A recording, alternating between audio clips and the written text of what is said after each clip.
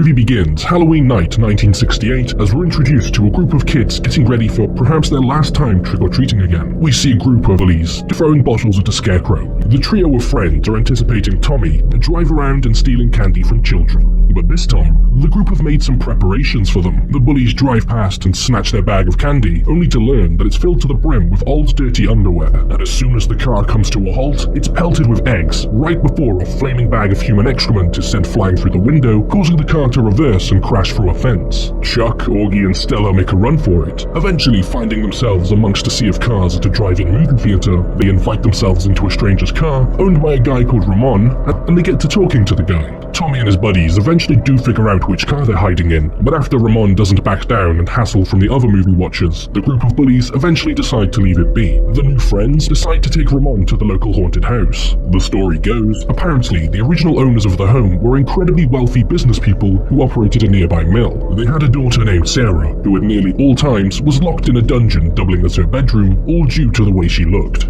She was kept down there for years, and all the local kids would come by the house in an attempt to get a glimpse at her. They never did see her, however, they would hear her as she would tell them creepy stories through the wall. But eventually, these very same kids would end up dying and sometimes go missing. And with Sarah, she was the one who was blamed for their deaths, but was found dead in her home before the angry mob could do anything about it. And the myth states, if you come to the house after dark and ask Sarah to tell you a scary story, it will be the last scary story you ever hear. Locked in the dark, creepy room, Stella asks her to tell a scary story, before we see some kind of presence enter the house and unlock the door for the kids.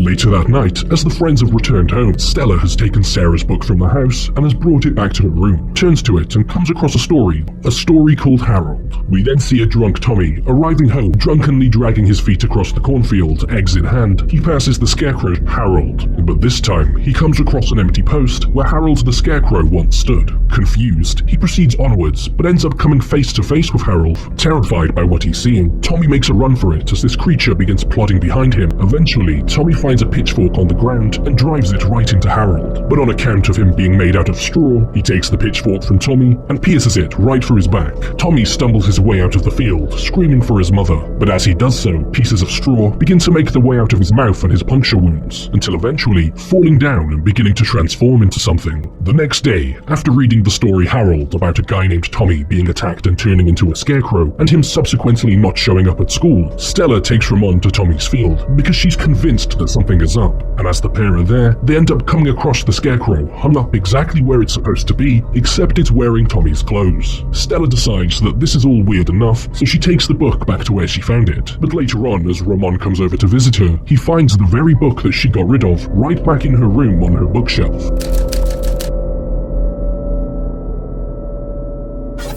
Stella opens up the book, and the pair both see a new story somehow writing itself onto the pages. A story called The Big Toe. After seeing Augie's name appear on the story, and now believing that it's very much real, they quickly get in contact with him over the radio, but when he answers, he pays them no mind, as he's convinced that it's just another prank orchestrated by Chuck. Augie pulls a pot of stew out from the fridge and begins to dig into it, but after several bites, something crunches. He spits it out of his mouth to realize that what he was just crunching down on is somebody's severed and rotting toe. And as he does, something or someone calls out to Augie from somewhere in the house. It wants its toe back. He runs away and shuts himself in his bedroom as we see this toeless, rotting corpse of a woman slowly making its way to his door, calling out for its toe. He hides under the bed for a while, and after realizing that the sounds have stopped, he looks up to see nothing and proceeds to slowly make his way out from beneath the bed. All of a sudden, something grabs his legs and pulls him back under the bed, forcing him face to face with the creature before it quickly drags him away into the darkness, leaving nothing behind except the claw marks left on the floor as he desperately tried to save himself. Stella and Ramon arrive at the home shortly thereafter, but find nothing except the scratches on the floor that have been left behind. They meet up with Chuck and Ruth to try and fill them in on what exactly is going on now, in an attempt to actually find a way to survive this. But Ruth, not believing them, wants absolutely nothing to do with their fantasy and decides to instead leave for a school show as the rest of them stay behind and attempt to destroy the book, but to no avail. They decide that the best option is to head to the library in an attempt to dig up any information that they can find about Sarah and her family.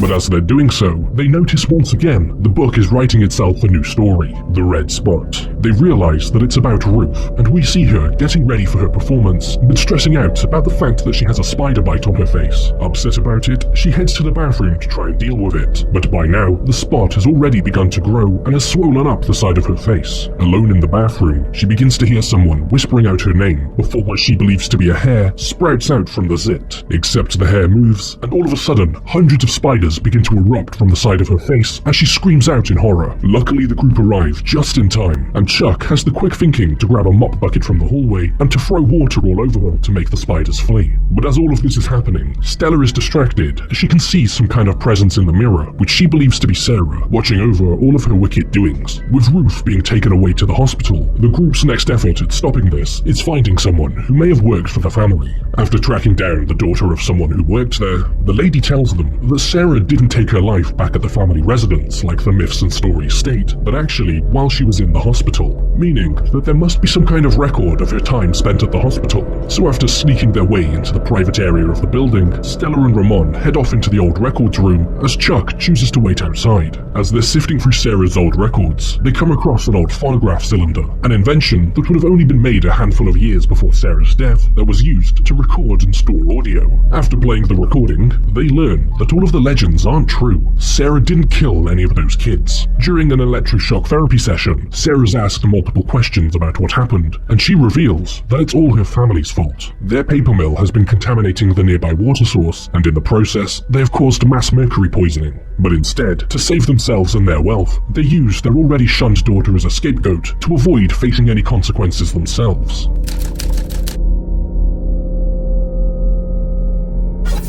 But all of a sudden, Sarah's tone changes completely, and she begins to recite the exact same nightmare that Chuck had just told the pair earlier. And they look to notice that the exact same words are being written into the storybook. Chuck is spotted by security and forced to run away to a different part of the hospital, where he eventually manages to get away from them. He spots this large, bloated, disturbing creature down the opposite end of the corridor to him, who begins to slowly but surely make its way over to him. And no matter which direction Chuck turns to run, he's always confronted by that creature ahead of him. With nowhere to run and every door that he tries locked, eventually the creature corners him and pulls him in for a big hug. Then it happens to consume his entire being in the process.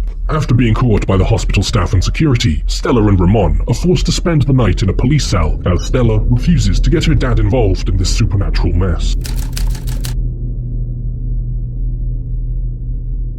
That night, as it's Stella, Ramon, and one lone officer, the officer notices that a new story has appeared in the already confiscated book that he took from Stella earlier. The station's power mysteriously goes out, and the officer's dog begins to act unusual as it stares and growls at the nearby fireplace. As the officer is investigating and staring directly at it, a severed head falls down the chimney and appears right in front of him. The officer draws his gun and begins to fire as the decapitated head opens its eyes and begins to speak. The rest of its body parts make their way down the chimney before the creature morphs together, and the creature stands up, contorting as all of its bones snap and crack back into place. The towering creature breaks the neck of the terrified officer with ease, throws it at the kids in the cells, and begins to creepily make its way over to them. It's got its eyes set on Ramon, and begins violently forcing its body through the metal bars, starting with its head. As it's pushing its cracking torso through the bars, Stella reaches out, grabs the officer's keys from his body, and releases them both as the creature is stuck. Ramon tells Stella to return to the house to stop Sarah somehow, knowing that if he flees, then the creature will follow him. Ramon deliberately crashes the vehicle, pinning the creature against a truck in the process. But as he runs away, the creature simply breaks apart and reattaches itself to chase after Ramon. As Stella reaches the house, everything suddenly goes back 100 years. But as Ramon arrives, still being pursued by the creature, the house is in the exact same dilapidated state as he left it in, except Sarah's book is there, and Stella's story is being written into it. Stella is forced to hide.